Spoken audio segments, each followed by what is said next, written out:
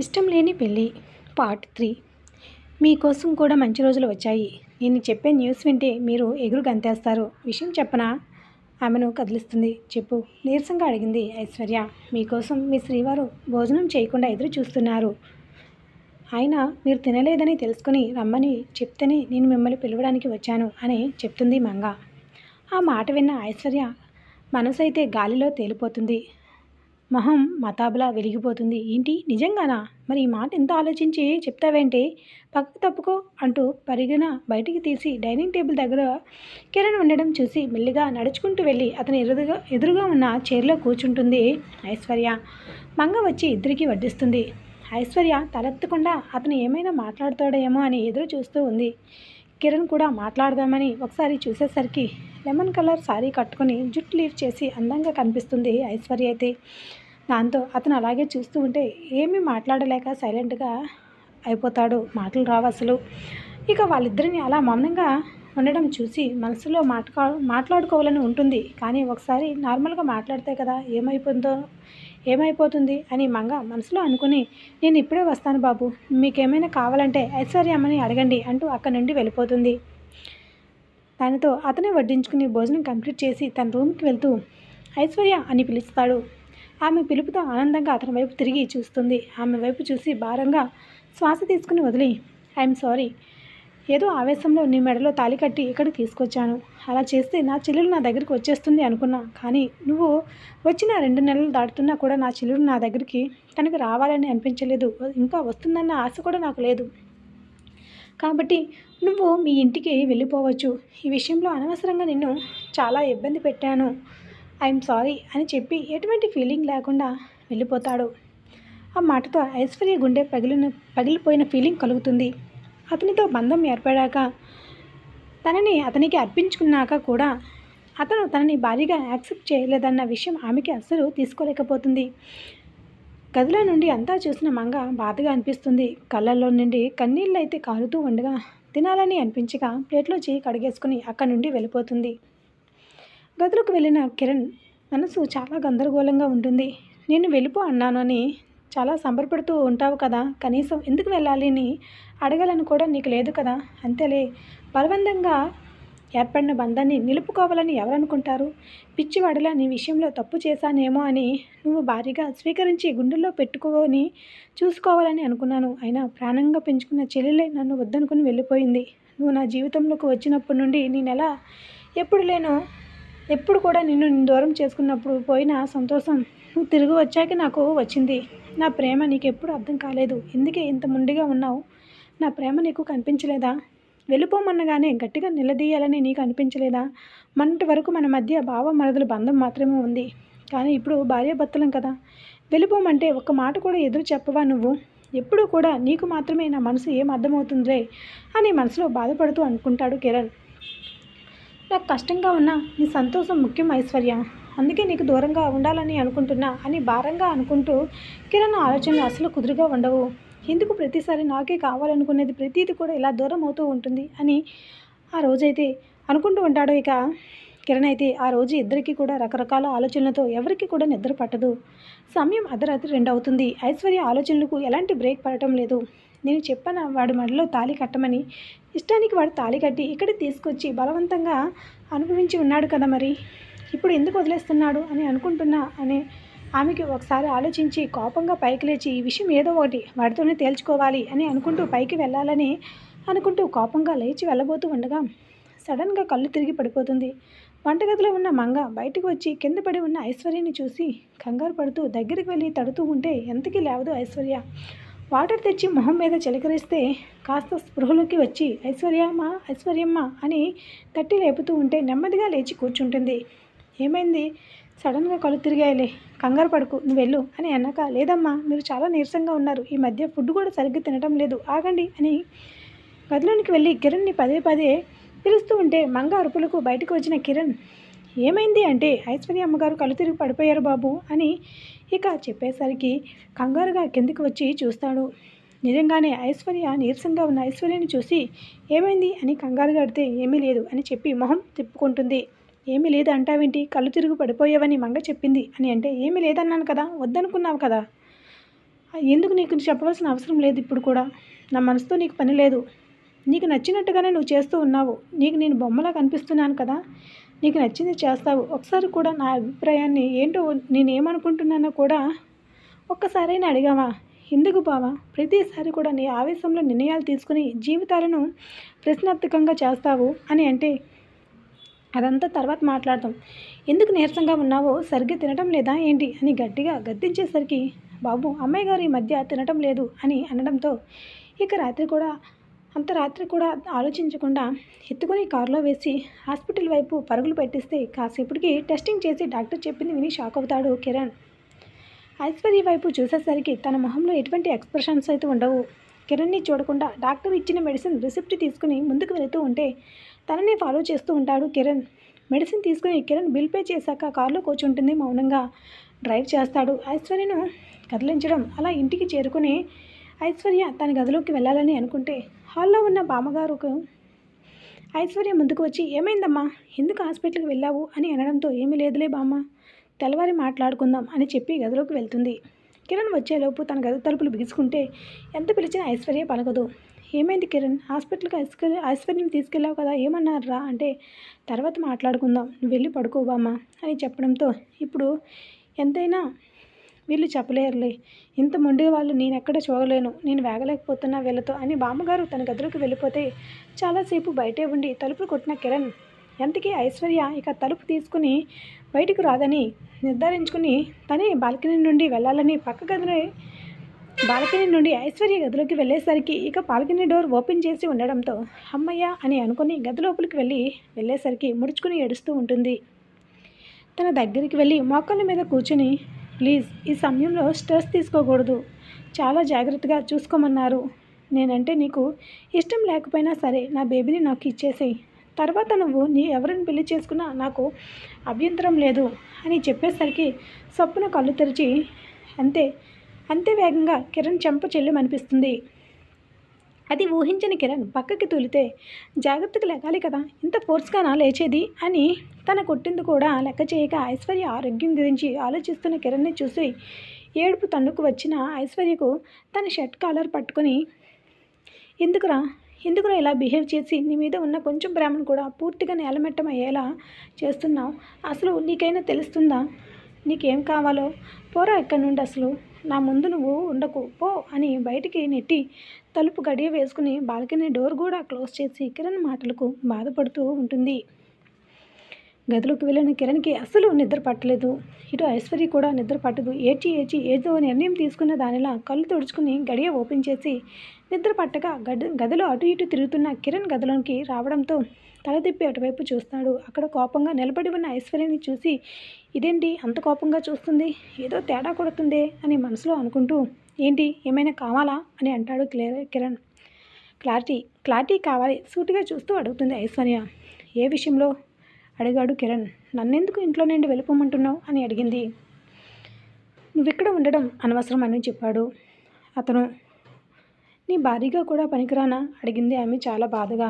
అలాని కాదు, నీకు తెలుసు కదా మనకు పెళ్ళి ఎలాంటి సందర్భంలో జరిగిందో, అలాంటి పెళ్ళికి విలువ ఉంటుందా, అయినా నువ్వు ప్రేమించింది వేరే వాడిని కదా, మరి నాతో సుఖంగా ఎలా ఉండగలవు, అందుకనే వెళ్ళిపోమంటున్నాను అన్నాడు. కిరణ్ అయితే అలా అంటాడు అంటే నీతో నేను పెళ్ళికి ముందే మరొకరిని ప్రేమించాను, వారితోనే నేను సుఖంగా ఉంటాను, కాబట్టి ఇప్పుడు నీ దగ్గర నుండి నేను వెళ్ళిపోయి వాడితో ఉంటూ వాడి పక్కలో పడుకోవాలి అంతేనా, కళ్ళల్లో తిరిగిన కన్నీటికి తుడుచుకుంటూ అడుగుతుంది ఐశ్వర్య. అయితే ఆ మాటకి కిరణ్కి ములిలాగా గుండెలో దిగింది.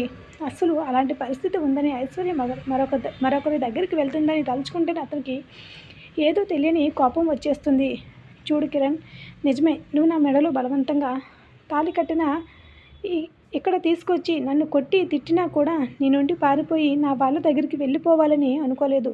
ఆ రోజు కూడా నువ్వు తాగి వచ్చి ఎన్ని మాటలు అన్నా కట్టుకున్న భార్యవి కదా, భరించు అని నువ్వు అన్న ఒక్క మాట కోసం నీ భార్యగా బతకాలి, నా బంధాన్ని నిలబెట్టుకోవాలి అనుకుని నేనంటే నీకు ఇష్టం లేదు అంటే చెప్పు, నీ జీవితం నుండి వెళ్ళిపోతాను, అంతేకాని నా మనసులో వేరేవాడు ఉన్నాడు వాడి దగ్గరికి వెళ్ళిపో అంటే మాత్రం భరించలేను. నాకు తెలుసు నా వర్జినిటీ మీద నీకు అనుమానం ఉందని, నేను వేరే వాడితో అని ఐశ్వర్య అంటూ ఉండగా ఆమెను గట్టిగా హత్తుకుంటాడు కిరణ్. దాంతో షాక్ అయిన ఐశ్వర్య ఇక మాట్లాడలేక అలా నిల్చొని ఉండిపోతుంది, బొమ్మలాగా ఉండిపోతుంది. ఇంతకు మించి నా భార్య గురించి ఒక్క మాట మాట్లాడినా ఇక ఏం చేస్తానో నాకే తెలీదు. నోరు మూసుకో, చంపేస్తాను చెత్తగా మాట్లాడితే. అసలు ఏమనుకుంటున్నావు? లోగొంతుతో అంటాడు కిరణ్. అతని కంటి నుండి రాలిన కన్నీటి బొట్లకు ఆమె భుజంపై పడడంతో అతను గట్టిగా హత్తుకుని, ఐశ్వర్య, ఐఎమ్ సారీ, నీకు ఇష్టం లేకుండా నీ జీవితంలోకి వచ్చానని నువ్వు నన్ను భర్తగా స్వీకరించి ఒప్పుకుంటావో ఒప్పుకోవా అనే భయంతోనే అనేసి మాటలు అన్నాను. నా ప్రేమ కోసం ఎదురు చూస్తున్నవన్నీ అర్థం చేసుకోలేకపోయాను. ఐఎమ్ సో సారీ రా. ఇక జీవితంలో ఎప్పుడు నిన్ను విడిచిపెట్టను అన్న ఒక్క మాట కూడా నేను అనను అంటే ఆమెను మరింత గట్టిగా హత్తుకుంటాడు కిరణ్. అయితే ఐశ్వర్య, వదులు కిరణ్, నేను వెళ్ళాలి అనేసరికి ఎక్కడికి భయంగా అడుగుతాడు కిరణ్. ఇంకా ఎక్కడికి? నా గదిలోకి అని అంటుంది ఐశ్వర్య. ఆమెను కొంచెం దూరం జరిపి, నీకొక గది నాకొక గది అంటూ ఏమీ లేవు. ఇక నుండి మన ఇద్దరికీ ఒకే గది. సరే అయితే, నాకు చాలా నిద్ర వస్తుంది, నేను అలసిపోయా అనుకుని కిరణ్ బెడ్ మీదకి వెళ్ళి పడుకుంటే సన్నగా నవ్వుకొని వెళ్ళి ఆమె పక్కన చేరిపోతాడు. ఏదో పరుగుగా అనిపించడంతో కళ్ళు తెరిచిన ఆమెకి తన కళ్ళకు చూస్తూ కనిపిస్తాడు. నేనేమైనా పరుపు అనుకున్నావా అడిగింది ఐశ్వర్య. కాదా మరి, నాకు అక్కడికన్నా ఇక్కడే హాయిగా ఉంది అంటూ ఆమె పెదాలను అందుకుంటాడు. ఒక గంట తర్వాత ఒంటిపై బట్టలు లేకపోవడంతో గుండెల వరకు బ్లాంకెట్ కప్పుకొని గుండెలపై తలపెట్టుకుని వేళ్లతో అతని గుండెల మీద రాస్తూ బావా అని పిలుస్తుంది ఐశ్వర్య. ఏంటి చెప్పు. అప్పటికే నిద్ర ఆవహించగా మత్తుగా ఉన్నాడు కిరణ్. ఒక చిన్న విషయం చెప్తాను, కోపం తెచ్చుకో కదా. ఐశ్వర్య, ఇందాక నీ మహిమ కనిపించింది. నీ కోపం చూశాక కూడా మళ్ళీ నేను కోపం తెచ్చుకుని అంత ధైర్యం చేయను, కానీ చెప్పు, పర్లేదు అని అంటాడు కిరణ్. అది ఏంటి అంటే, పెళ్ళి ఏర్పాట్లు చేసుకున్న కరుణ, అది ఇంకా జరిగిన పెళ్ళి ఏమో మనది. పాపం వాళ్ళు ఇంకా పెళ్లి చేసుకోకుండా మన అంగీకారం కోసం ఎదురు చూస్తూ ఉన్నారు. నువ్వు కూడా యాక్సెప్ట్ చేయొచ్చు కదా, రిక్వెస్టింగ్గా అడిగింది ఐశ్వర్య. దానితో ఒక్కసారిగా కళ్ళు తెరిచి చూశాడు కిరణ్. భయపడి ఐశ్వర్య అతని నుండి పైకి లేచి, అంటే ఎంతైనా మీ చెల్లెలు కదా, ఎంతగా మా అన్నయ్యని ప్రేమించి ఉండకపోతే నిన్ను కూడా వదిలేసి వాడి దగ్గరికి వస్తుంది చెప్పు. తడపడుతున్న ఆమె మాటలకు, పెళ్ళి జరగలేదా అంటే కరుణ్ పెళ్లి చేసుకుందామని అనుకుంది, కానీ అన్నయ్య ఒప్పుకోలేదు, నీ అంగీకారంతోనే పెళ్లి జరగాలని అన్నాడు. ఆ రోజు కూడా నువ్వు వచ్చాక నీ కళ్ళ ముందే వాళ్ళు పెళ్లి జరగాలని అప్పుడు కూడా ఎదురు చూశారు, కానీ నువ్వే ఆ విషయం తెలుసుకోకుండా ఆవేశపడ్డావు అని చెప్పింది ఐశ్వర్య. కిరణ్ సమాధానం చెప్పకుండా బాల్కనీలోకి వెళ్ళి సిగరెట్ కాలుస్తూ ఆలోచిస్తూ ఉన్నాడు. కిరణ్ చాలాసేపు అతను వస్తాడని ఎదురు చూసి మెల్లగా నిద్రలోకి జారుకుంది ఐశ్వర్య. నెక్స్ట్ డే మార్నింగ్ ఇంట్లో ఏదో సందడిగా ఉండడంతో మెల్లగా కళ్ళు తెరిచి కిందకి వెళ్ళింది. ఆమె వెళ్ళేసరికి అక్కడ అమ్మ వాళ్ళు, నాన్న వాళ్ళు అందరూ కూడా, కరుణ, నందు కూడా ఉన్నారు. వారిని చూసి ఐశ్వర్య ఆనందానికి అవధులు అమ్మ అంటూ వెళ్ళి ఆమెను గట్టిగా హత్తుకుని, ఎలా ఉన్నారు అంటూ అందరినీ అడిగింది. ఆమె పెళ్లి చేసుకుని మమ్మల్ని మర్చిపోయావా? నా అల్లుడు గారు మమ్మల్ని మర్చిపోలేక ఇంటికి వచ్చి మరీ మమ్మల్ని తీసుకుని వచ్చారు అని చెప్పింది తల్లి. ఆ మాట విన్న ఐశ్వర్య కిరణ్ కోసం వెతికాయి, అక్కడెక్కడ కనిపించలేదు. ఏంటి, ఇక్కడ ఉన్న మా అందరిని వదిలేసి మా అన్నయ్య కోసం వెతుకుతున్నావా వదిన అని కరుణ ముందుకు వచ్చి ఇక ఐశ్వర్యని ఆట పట్టిస్తూ ఉంటుంది. అదేం లేదు అని చూపు పక్కకి తిప్పి తడబడుతూ చెప్తే, కొయ్యి వదిన, నాకు తెలియదా నీ మనసులో ఏముందో? చిన్నప్పటి నుండి చూస్తున్నాను, నా దగ్గర దాచలేవు నువ్వు. అయినా భలే మాయ చేసావు మా అన్నయ్యని, దగ్గరుండి మమ్మల్ని తీసుకొచ్చేలా చేసావు. చాలా థ్యాంక్స్ వదిన, నీకు ఎలా చెప్పాలో కూడా నాకు తెలియటం లేదు. అన్నయ్య కోపం ఇంత త్వరగా తగ్గుతుందని అస్సలు అనుకోలేదు, ఇదంతా నీ వల్లే అని కరుణ అంటే, లేదురా, మీ అన్నయ్యకి కోపంగా ఉన్నా నీ గురించి ప్రతిరోజు ఆలోచిస్తూనే ఉన్నాడు. నేను చూస్తూనే ఉన్నా కదా. ఎవరో చెప్పుడు మాటల వల్ల అతను మన వాళ్ళందరినీ బాధపెట్టాడు తప్ప మనకంటే తనే ఎక్కువ బాధపడ్డాడు. మనందరికీ దూరంగా ఉండి ఈ కొద్ది రోజుల్లో నేనదైతే గమనించాను అని ఐశ్వర్య చెప్పేసరికి, చాలా థ్యాంక్స్ వదిన, నీలాంటి వదిన ప్రతి ఒక్కరికి ఉండాలి, మా అన్నయ్యను బాగా చూసుకున్నందుకు అని అంటుంది. సరే ఎప్పుడు వచ్చారు అంటే కిరణ్ జరిగిందంతా కరుణ చెప్పడంతో, నిజంగానా అంటుంది ఐశ్వర్య. హా వదిన, అయితే ఏదో సర్ప్రైజ్ అన్నాడు, ఏంటో చెప్పలేదు. మంగకు కూడా పొద్దున్నే లేచి ఏమేమో వండాలో చెప్పాడంట, చాలా బిజీగా ఉంది అని అంటే, అవునా అని కిచెన్లోకి వెళ్ళి చూసేసరికి అన్నీ నాన్ వెజ్ స్పెషల్ స్వీట్స్ అలాగే చాలా ఉన్నాయి.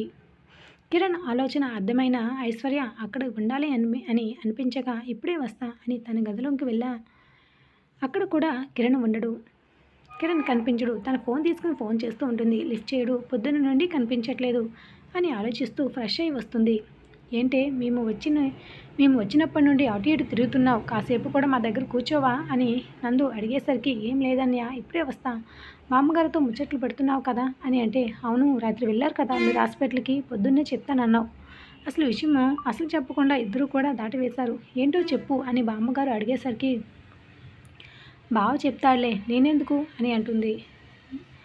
వాడైనా చెప్తాడో ఏదో చెప్పవే బాబు, కంగారు లేదు కదా అంటే, భయపడవలసిందే ఏమీ లేదు బామ్మ, నేను బాగున్నాను అని అనడంతో, సరే నువ్వు బాగుంటే నాకు అంతే చాలు, ఏంటి మంగ అన్ని స్పెషల్స్ చేస్తుంది వీళ్ళ కోసమేనా అంటే, అదేనేమో అని అక్కడ నుండి ఐశ్వర్య వెళ్ళిపోతే, దేవుడి దయ వల్ల వీళ్ళిద్దరూ కలిసిపోయారురా, మిగతా వీళ్ళిద్దరు పెళ్ళి కూడా అయిపోతే నేను తీర్థయాత్రలకు వెళ్ళిపోతాను, నాకు ఇంకా పెద్ద పెద్ద కోరికలు ఏమీ లేవు, అల్లుడు కూతురుతో చెప్తూ ఉంటారు బామ్మగారైతే. ఐశ్వర్య కిచెన్లోనికి వెళ్ళేసరికి బ్రేక్ఫాస్ట్ రెడీ చేసి డైనింగ్ టేబుల్ దగ్గర పెట్టడంతో ఇక అందరినీ పిలవడానికి బయటకు వచ్చేసరికి కిరణ్ ఎప్పుడు వచ్చాడో నందుతో మాట్లాడుతూ ఉంటాడు. అంత త్వరగా ఇద్దరు కూడా పాత రోజుల్లాగా మాట్లాడుతూ ఉండడం కాస్త ఐశ్వర్యకి ఆశ్చర్యంగా అనిపించినా ఇంకా చాలా హ్యాపీగా అయితే అనిపిస్తుంది. బావ బామర్దులు పక్కనే కూర్చుని ఆఫీస్ విషయాలు మాట్లాడుకుంటూ ఉంటారు. అది చూసిన కరుణ ఐశ్వర్య చాలా సంతోషిస్తారు. ఎప్పుడు ఆఫీస్ విషయాలు సరదాగా అందరం కూర్చున్నప్పుడు కూడా మామూలుగా మాట్లాడొచ్చు కదా. ఐశ్వర్య తండ్రి అనడంతో, బావకి ఆఫీస్ తప్ప రెండో ఆలోచన ఉండదు నాన్న, కావాలంటే చూడు అతని కళ్ళు కూడా ఎంత ఎర్రగా ఉన్నాయో, రాత్రంతా వర్క్ చేస్తూనే ఉన్నాడు అని అంటాడు నందు. అయితే అది మీ బావ గురించి ఇంకా ఆలోచిస్తున్నావు నందు, నా కళ్ళు ఎర్రగా అవ్వడానికి కారణం ఆఫీస్లో చర్చల వల్ల కాదు, మీ ఇంట్లో మీ చెల్లితో చేసే నైట్ వర్క్ వల్ల అంటాడు. దాంతో అందరూ ఐశ్వర్య వైపు చూస్తారు. ఆమె చాలా సిగ్గుగా అనిపించడంతో, నేనే ఇప్పుడు వస్తాను అని అక్కడ నుండి తన గదిలోనికి అయితే వెళ్ళిపోతుంది. నువ్వు మా చెల్లిని బాగా తక్కువ అంచనా వేస్తున్నావు బావా, అది చాలా కిలాడి, కొంచెం జాగ్రత్త అని హెచ్చరిస్తూ ఉంటాడు. దాంతో రాత్రి జరిగింది గుర్తుకు రావడంతో భయంతో గుటకులు మింగుతూ నందు వైపు చూస్తాడు కిరణ్. నువ్వు దూరమైన తర్వాత తనలో చాలా చేంజెస్ వచ్చాయి బావా, అప్పుడు అంత సాఫ్ట్గా ఉండటం లేదు, ముందు నీకే తెలుస్తుంది, అప్పుడు నేను చెప్పలేదని నువ్వు బాధపడకూడదు కదా, అందుకే జాగ్రత్తగా ఉంటావని చెప్తున్నా, ఎప్పుడైనా సరే బావా, బావమరిది బాగు కోరేవాడు కదా బావమరిది అని ఐవింగ్ చేస్తూ ఉంటాడు. మీ చెల్లిని ఇలాగేలా పెంచేది అని అంటే, అది నువ్వు చేసుకున్న అదృష్టం బావా, నువ్వు దూరం అయ్యాకే అది ఇలా తయారైంది, కాబట్టి నన్ను అనకు, ఎవరు చేసుకునేది వాళ్ళకే తగులుతుంది, కాబట్టి దూరం చేసుకున్నావు, అది రియాక్షన్ కొద్ది రోజుల్లో నీకే తెలుస్తుంది అని అనడంతో, సరే పదండి, ఇప్పటికి చాలా లేట్ అయిపోయింది, బ్రేక్ఫాస్ట్ చేద్దాము అని బామ్మగారు అయితే అందరినీ తీసుకొని డైనింగ్ టేబుల్ దగ్గర కూర్చోబెట్టి చాలా రోజులకి అందరితో కలిసి తిన్నందుకు బామ్మగారు కళ్ళు అయితే చెమర్చితే ఐసికు కూడా చాలా హ్యాపీగా అనిపిస్తూ ఉంటుంది. కిరణ్కి చాలా బాధగా అనిపిస్తుంది. ఒకరిని మూర్ఖంగా నమ్మడం వల్ల తన కుటుంబాన్ని ఎన్ని సంవత్సరాలుగా దూరంగా ఉండి ఏం కోల్పోయాడో తెలుస్తుంది. ఎంత ఈజీగా వదిలిపెట్టకూడదు అని అనుకుంటూనే బ్రేక్ఫాస్ట్ కంప్లీట్ చేసి సరదాగా మాట్లాడుకుంటూ ఐశ్వర్య ప్రెగ్నెన్సీ గురించి విషయం తెలుసుకుని నైట్ పార్టీకి అయితే సెలబ్రేట్ చేసుకుంటూ ఉంటారు. ఇక అవతల పెద్ద మనిషి కూడా తెలిసి ఒళ్ళు మండిపోతే, కిరణ్ ఆల్రెడీ వాళ్ళకి చేయవలసిన సత్కారం ఏర్పాట్లన్నీ చేసేసి హ్యాపీగా భార్యను చూసుకుంటూ కొద్ది రోజుల్లో చెల్లికి బామర్ది కూడా పెళ్లి చేసి హ్యాపీగా లైఫ్ లీడ్ చేస్తూ ఉంటాడు. చెడపుకురా చెడేవు అని సామెత ఉన్నట్టు ఈ రోజుల్లో నీ మాట చెల్లుబాటు అవుతుందని నీ స్వార్థంతో ఒక కుటుంబం గురించి నోటికి వచ్చింది చెప్పి అవతల వాడిని మోసం చేస్తే అదే నీకు రిటర్న్ వస్తుంది. కర్మ ఎవరిని వదలదు అని చాలా వరకు మనం వింటూనే ఉంటాం కదా, మనం చూస్తున్నాం కూడా. కాబట్టి ఎవరు తప్పును పట్టించుకోకుండా వీలైతే మీకు నచ్చకపోతే దూరంగా ఉండండి. కిరణ్ ఫ్యామిలీ కూడా అన్ని సంవత్సరాలు ఎడబాటు తర్వాత ఇప్పుడు ఇంత సంతోషంగా ఉండి ఎవరు మాటలు గుడ్డిగా నమ్మకుండా తన ఫ్యామిలీని అపురూపంగా చూసుకుంటూ ఉంటాడు కిరణ్. అయితే ప్రతి ఒక్కరు కూడా ఎదుటి వాళ్ళని దెప్పుపడడంలో ముందుంటారు. ఇది రోజు ఎపిసోడ్, ఇది ముగింపు. ఈ ఎపిసోడ్పై మీకు అభిప్రాయాన్ని తెలియజేయండి. And thanks for listening.